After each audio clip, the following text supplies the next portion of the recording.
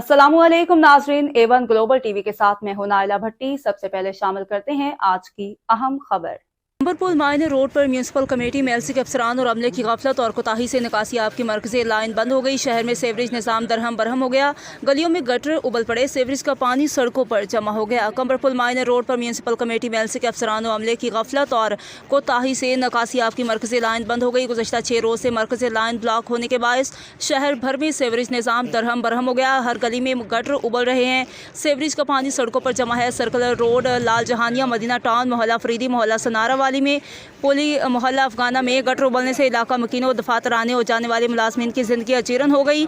इस सिलसिले में कई दिन से अहली इलाका और मकीन म्यूनसिपल कमेटी मेलसी को मुतअद्दिद बार शिकायत कर चुके हैं, लेकिन गटर लाइनें फिर भी बंद है। गलियों में गटरों का पानी बह रहा है। जुमा के रोज़ नमाज जुमा के वक्त इलामा इकबाल रोड पर रसाई मुस्तफ़ा मस्जिद के सामने गटर का पानी जमा होने से नमाजी मस्जिद नहीं जा सके। अहले इलाका और मकीनों ने अपील की है कि MC मेलसी के अफसरान और अमला इलाका मकीनों पर रहम करें और फौरी तौर पर गटर लाइन को खोला जाए ताकि मकीनों की अजियत खत्म हो सके।